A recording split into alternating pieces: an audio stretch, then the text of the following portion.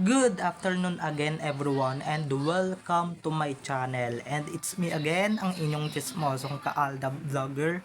So gusto ko munang magpasalamat sa inyong lahat sa mga walang sawang tumatangkilik, nanonood, sumusuport at sumusubaybay ng mga content ko here on my YouTube channel. So wag ninyong babaktawan o lalaktawan tong ating content ngayong araw. I'm sure na hindi ninyo pagsisisihan na pinanood nyo to mula umpisa hanggang hulihan. And syempre, wag kayong mag-i-skip ng segment buuin nyo to start to finish.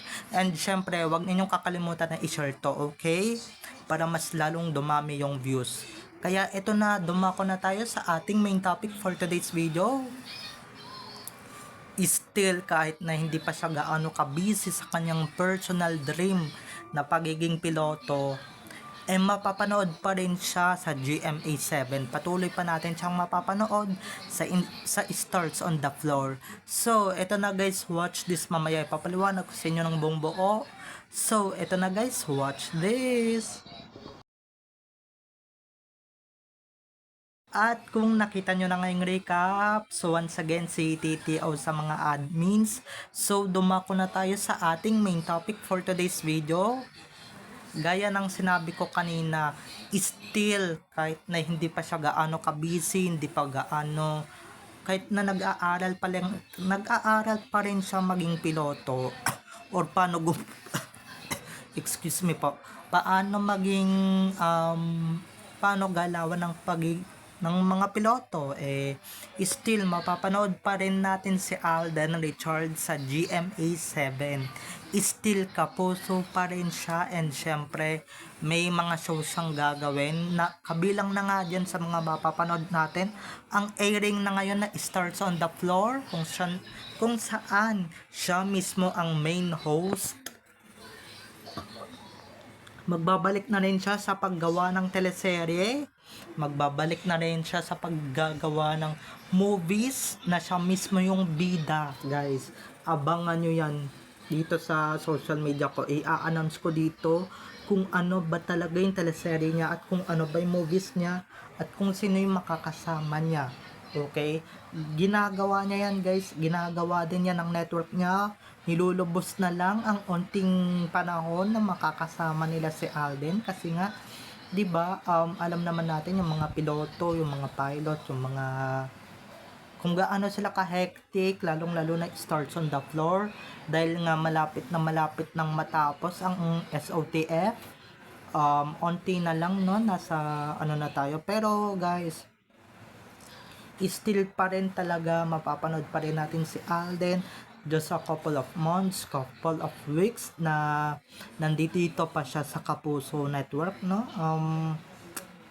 Dahil alam ko naman na hindi na natin siya makikita, hindi na natin siya mapapanood, kaya ko to sinasabi ng paulit-ulit para mag-sink in sa inyo, guys, na mawawala na yung Alden Richards na nakasanayan natin na makita araw-araw, every month, every week dating nakikita sa TV, kasi nga pipiliin na niya yung kanyang personal na pangarap or yung personal growth niya. Hindi na siya yung as an actor, kundi nasa directorial na siya, nasa ganong era na siya, directorial, nasa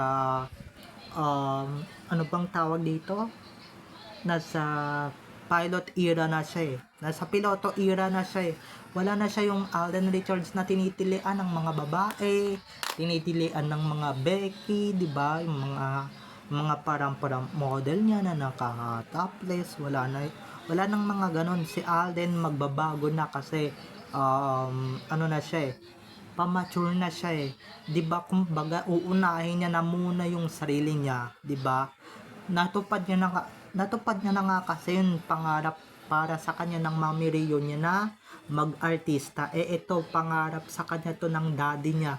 Very personal na pangarap ng daddy niya to, na siya mismo ang tutupad, siya mismo ang mag-grant ng pangarap ng tatay niya, kasi nga 'di ba hindi natupad ni Daddy Bay ang pagiging piloto niya. So si Alden ang magtutupad, or baka, 'di ba? or baka nalaman lang ni Alden na in the couple of years na hindi na aktibo si Maine sa showbiz, ano na siya, ano ba tawag dito, mag flight stewardess na siya, mag FA na siya, 'di ba? Mag flight attendant na siya. So alam ko na yung mga style mong yan, Alden. Hindi lang yan pang personal na pangarap, kung hindi talagang gusto mo lang talagang sundan yung misis mo sa kanyang pangarap, 'di ba? Sa kanyang dream na maging FA, maging, 'di ba, maging FA or maging flight attendant, 'di ba? Gusto niya rin talaga maka fly high sa abroad, iba't ibang abroad. Hindi lang basta oo, nakaka-fly naman siya pa abroad kasi for out of town shows, 'di ba? For gigs, for GMA Pinoy TV. Ganun lang naman kasi yung mga ano niya, mga lakad niya. Pero iba rin talaga, guys, pagka naging piloto ka talaga.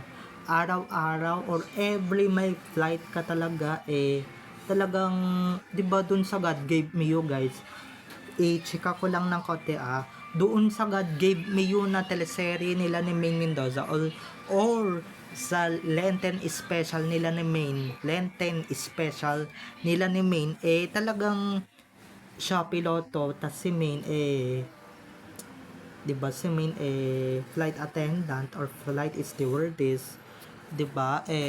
Doon niya nabuo ang pangarap niya maging piloto, or baka na, 'di ba? Bagay din naman sa kanya maging piloto, kaysa naman habang buhay siya mag-aarte, 'di ba?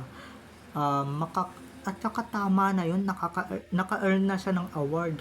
Kahit na umalis pa siya sa showbiz, still nakatatak pa rin sa industriya ng showbiz ang pangalang Alden Richards. Nag-iisa lang yan, guys.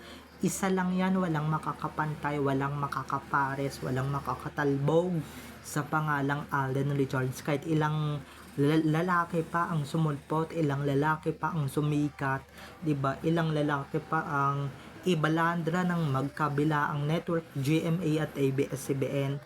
Wala nang makakapalit sa pangalang Alden Richards. Yan yung tatandaan ninyo. Okay? Ngayon ngayon naman ngayon niya naman pinipili niya na yung sarili niya, yung sarili niyang pangarap, yung sarili niyang buhay.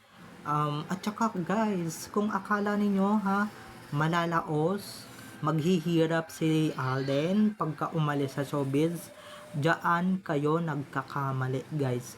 Hindi maghihirap at hindi malalaos ang isang Alden Richards, okay? Oo, hindi na siya visible sa TV that time. Pero guys, mayaman na yan. Marami ng business yan. May Conchas, may McDo, may Stardust, may kung ano-ano pang business yan si Alden na hindi ko lang pwedeng ibunyag, di ba? At ito naman, personal growth niya na ito, ang pagiging pilot, 'di ba? Pero baka, 'di ba? Baka haharurot pa siya ng kaunti kasi nga may bali-balita nga nagagawa siya ng teleserye na Marimar. Pero ito, guys, ang nakakatawa. Ang ipapartner sa kanya sa Marimar, walang iba kundi si Sakang. 'Di ba? Pero mamaya abangan nyo yan, ibabalita ko yan ng bonggang-bongga.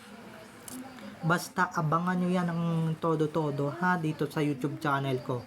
Ibabalita ko yan maya-maya lamang, kaya pakaabangan ninyo at pakatutukan ninyo. Ito lang ang nakakatawa, no? Marimar, hindi naman bagay ang pagiging Marimar dyan kay Sakang, di ba? Ito pahaging lang yun, pero bumalik ulit tayo sa pilot na era na ni Alden. Actually, guys, mas bagay talaga kay Alden maging piloto Walang eme walang biro-biro to. Mas bagay talaga kay Tisoy maging piloto kaysa sa maging artista, kasi sa pagiging artista 'di ba? Nasisira yung mukha mo, ibig sabihin, guys, napupuyat ka, nagkakaroon ka ng eye bags, nagkakaroon ka ng wrinkles, 'di ba? Tumatanda ka, 'di ba? Bumuburangot yung noo mo, gumaganyan, no? Kumukunot yung noo mo, hindi ka na fresh tignan. Samantalang pagka pagka-pilot ka, talagang, ano ka, talagang, talagang, talagang ano ka lang, di ba? Talagang ano lang yun, guys. Talagang may, ba talagang fresh na fresh ka, makakabawi ka sa mga tulong na gagawin mo, sa mga ginagawa mo, o yung mga puyat mo, mababawi mo rin talaga sa pagiging piloto mo, di ba? Eto walang emehan to, pero kung sa kanya itong last project niya na Marimar, bagay sa kanya talagang maging seryo. Pero yung Marimar, Diyos ko, pumili naman kayo ng ibang babae, di ba? Yung talagang mabibigyan ng justice talaga yung Marimar, yung pagiging Marimar or pagiging Talia. Kasi nakakahiya naman talaga kung balik ko ang binti ng gaganap bilang Marimar, di ba? So, alam niyo na yun mga ka-ADN, hindi bagay. So, babay na mga ka-ADN. I love you all. Have a nice day. Keep safe and God bless everyone. Don't forget to subscribe to my YouTube channel and huwag ninyong kakalimutan na i-click ang notification bell para ma-notify kayo sa mga susunod ko pang i-upload ang mga videos tungkol kina Main at Alden, and syempre tungkol sa kanilang mga buhay-buhay inside or outside man yan sa showbiz. I love you all. Bye-bye!